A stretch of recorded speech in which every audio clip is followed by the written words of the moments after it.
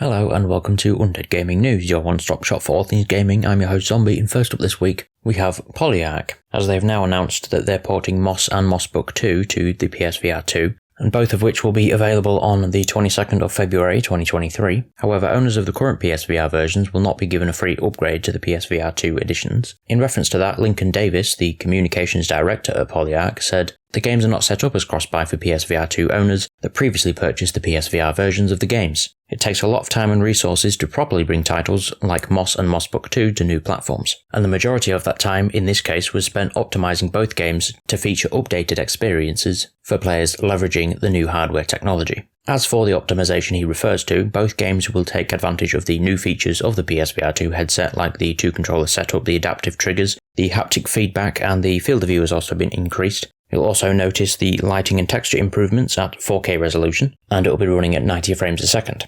In a press release, designer Doug Burton explained how Ark has been able to increase the sense of immersion in the world of both Moss games through new technology in the next-gen device, where he said, "The team was able to pump even more visual detail into every character and environment with more lighting and texture improvements that make the already stunning environments sing, and even more on the PSVR 2. In other news, PlayStation boss Jim Ryan has said that the supply issues for the PS5 have been resolved, at least in the Asian regions, as he gave an on-screen appearance at the PlayStation Partner Awards in Japan. He gave a brief message to the assembled crowd, where he said, "We would like to report that we have resolved the long-term supply issues of the PlayStation 5, and we will be able to deliver to Japan and Asia customers from year-end shopping season and into 2023. We apologise for any inconvenience and greatly appreciate your understanding and cooperation." Of course, because he only mentioned the Asian-specific regions, it's because that's where his supply issues have been fixed now, since in Asia it's been particularly bad, especially in Japan. Although last year Sony also flew PS5 stock from Asia to the UK right before the holiday season to help bolster the sales for Christmas, so it's possible that they will do the same this year. Over on Microsoft's side of things though, they've announced that they have reached a 10-year agreement with Nintendo to make Call of Duty available on Nintendo consoles, if the Activision Blizzard acquisition actually closes. Phil Spencer announced the deal on Twitter. The announcement came just before a meeting at the Federal Trade Commission with Microsoft executives. The UK Competition and Markets Authority have also taken note of this new deal and will take it into consideration as they continue their second phase of their investigation. Sony was also offered that 10-year deal as well, and Microsoft have said that it's available for them when Sony wants to sit down and talk. However, that meeting with the FTC didn't exactly go well for Microsoft because the FTC have now filed an antitrust complaint in a bid to block Microsoft's planned takeover of Activision Blizzard. The director of the FTC's Bureau of Competition, Holly Vidova, said in a press release, "Microsoft has already shown that it can and will withhold content from its gaming rivals. We seek to stop Microsoft from gaining control over leading independent game studios and using it to harm competition in multiple dynamic and fast-growing gaming markets." The FTC pointed to Microsoft's record of acquiring and using valuable gaming content to suppress competition from rival consoles, including its acquisition of ZeniMax, which is a parent company of Bethesda Softworks. Microsoft decided to make several of Bethesda's titles, including Starfield and Redfall, Microsoft's exclusives, despite assurances it gave to European antitrust authorities that it had no incentive to withhold games from rival consoles. This new setback from the FTC will last until about August 2023, which means the deal won't be over with in Microsoft's expected timeframe of March to July 2023. But speaking of ZeniMax Studios, roughly 300 quality assurance staff at ZeniMax have announced that they're going to unionize with the Communications Workers of America, and Microsoft have said they're not going to stand in the way of them doing so, which led to the Communications Workers of America president, Christopher Shelton, saying, "We applaud Microsoft for remaining neutral through this process and letting workers decide for themselves whether they want a union. The company is fulfilling commitments that they laid out in their labour principles earlier this year, while sending a resounding message to the video game industry. The right to freely and fairly make a choice about union representation should be in the hands of the workers and not the management." Over the next 4 weeks, the QA staff across all US offices will either sign union cards or vote through an electronic portal. Following majority support, the union will then seemingly be recognised by Microsoft, and when asked their reasoning for pursuing a unionization, one of the QA testers,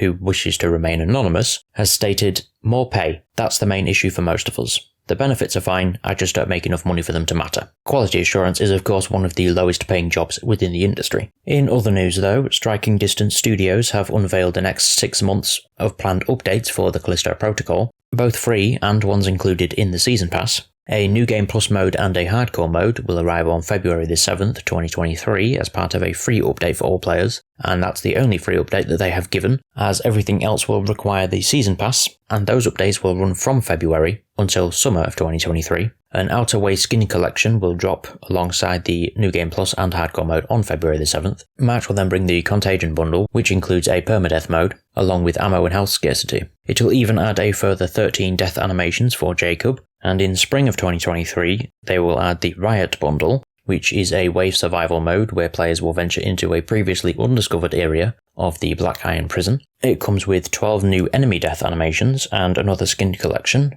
and then the final update that's in the summer will add a new story. There's no hint on what's to come in that though, presumably we'll find out more closer to the time. Our next story brings us to Lost Ark, as they began a Witcher crossover in the Korean servers in November, but now Amazon Games have now confirmed that they're going to be arriving on the Western servers in January of 2023. According to a press release from Amazon Games, Geralt, Ciri, Yennefer, Triss and Dandelion will all be coming to Lost Ark with voiceover work from the game's original actors. It also explains that their arrival will be part of an event that's only available for a limited time, which will also add an island called White Wolf's Haven. The island is apparently a setting for merriment and festivals, until a mysterious vortex suddenly appears, pausing the celebrations. As players investigate the source of the unexplained phenomenon, they encounter a visitor from a different time and place, Geralt of Rivia. This then starts a chain of events in which the player will face the mystery of this interdimensional vortex, meeting even more visitors from another dimension along the way. In this collision between worlds, players of Lost Ark will team up with characters from The Witcher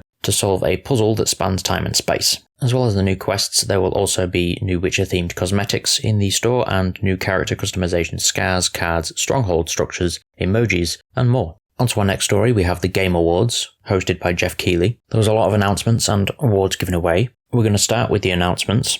We had a new trailer for Final Fantasy XVI, which gave us the release date of June 22nd, 2023, and that it's a PS5 exclusive. We also had Armored Core 6 Fires of Rubicon, which is developed by FromSoft, and will be releasing sometime in 2023. The previous game released in 2012. We also had Judas, which is being brought to you by the BioShock creator Ken Levine, and according to its description, you are the mysterious and troubled Judas. Your only hope for survival is to make or break alliances with your worst enemies. Will you work together to fix what you broke, or will you leave it to burn? We also then had Death Stranding 2 being announced. It is a working title though, so it may change in the future, and it's apparently going to be set many years after the first game. We also had a new trailer for Cyberpunk 2077 Phantom Liberty, which shows that Idris Elba is going to be involved. We also had Star Wars Jedi Survivor, which is of course the sequel to Jedi Fallen Order, and it will be releasing on March the 17th, 2023. It's a new story that will pick up 5 years after Jedi Fallen Order. We then had a new trailer for Diablo 4, which showed it's going to be releasing on June the 6th, 2023.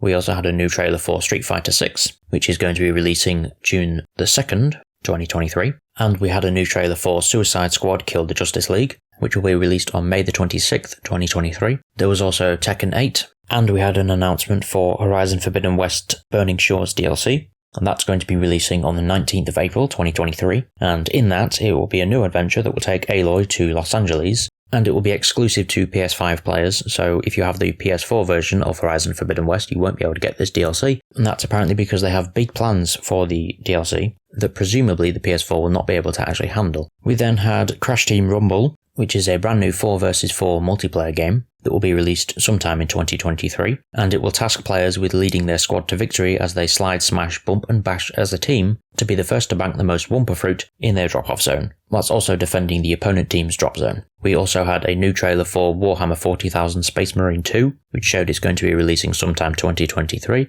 We also had Dead Cells Return to Castlevania DLC, and its description says, a gateway to a striking castle has suddenly appeared, and an imposing warrior called Richter asks you to help him vanquish the great evil within. Enticed by the promise of new loot rather than a sense of moral duty, you strike through the grounds and the corridors of the Gothic castle to find and kill the mysterious Dracula. Slay hordes of his supernatural minions as you progress through our biggest DLC yet, including 2 levels, 3 bosses, and a new storyline. We also had Bayonetta Origins, Cereza and the Lost Demon, which of course will tell the origin story of Cereza before she became a Bayonetta. It will be arriving exclusively for the Nintendo Switch on March the 17th, 2023. We also had Hades 2 being announced.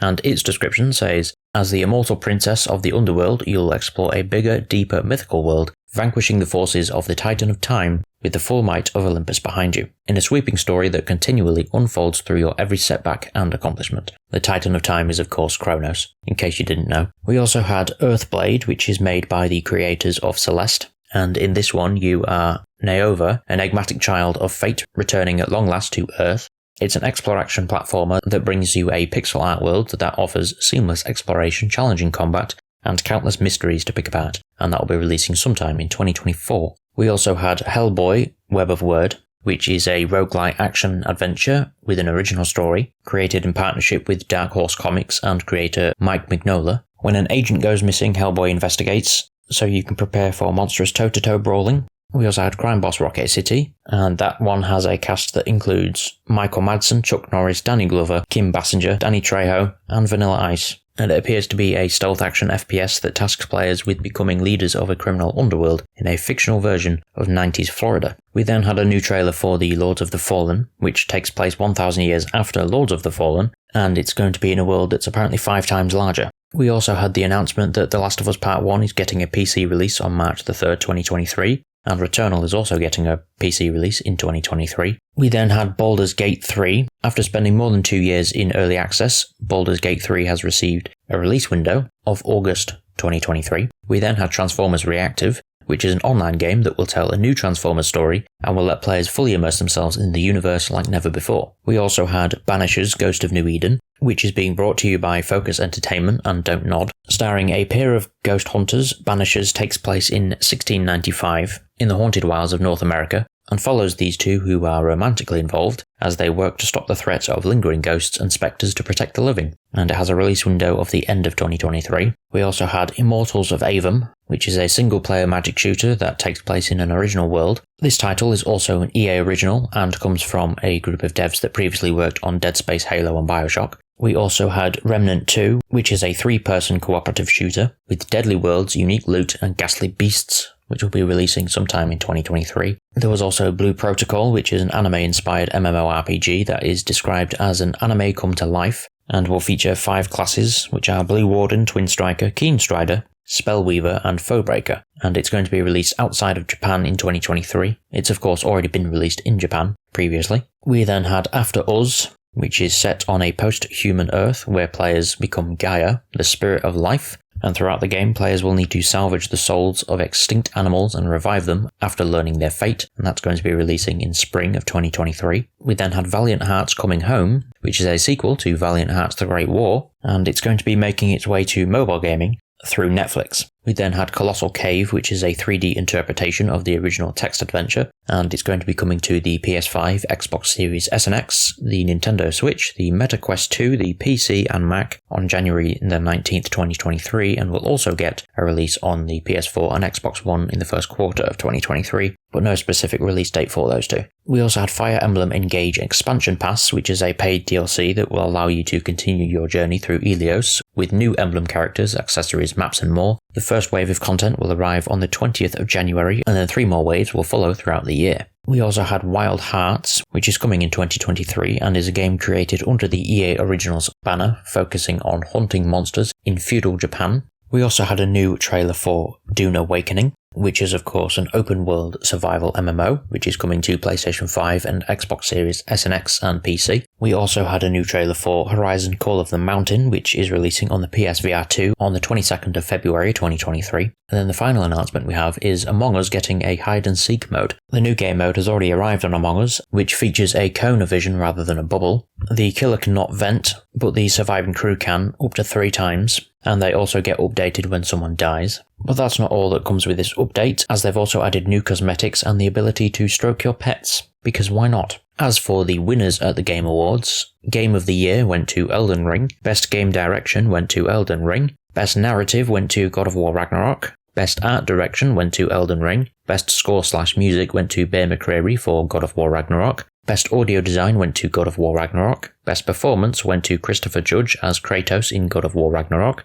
Games for Impact went to As Dusk Falls, Best Ongoing Game went to Final Fantasy XIV Online. Best Indie Game went to Stray. Best Debut Indie Game went to Stray. Best Mobile Game went to Marvel Snap. Best Community Support went to Final Fantasy XIV Online. Best VR/AR Game went to Moss Book 2. Innovation in Accessibility went to God of War Ragnarok. Best Action Game went to Bayonetta 3. Best Action Adventure Game went to God of War Ragnarok. Best RPG went to Elden Ring. Best Fighting Game went to Multiverses. Best Family Game went to Kirby and the Forgotten Land. Best Sports/Racing Game went to Gran Turismo 7. Best Sim/Strategy Game went to Mario and Rabbids Spark of Hope. Best Multiplayer Game went to Splatoon 3. Most Anticipated Game went to The Legend of Zelda Tears of the Kingdom, which is of course the long-awaited sequel of The Legend of Zelda Breath of the Wild. But that just about does it for everything we have this week. If you have any thoughts on anything discussed this week, please leave it in the comments section below as always, and I will see you next week. Goodbye.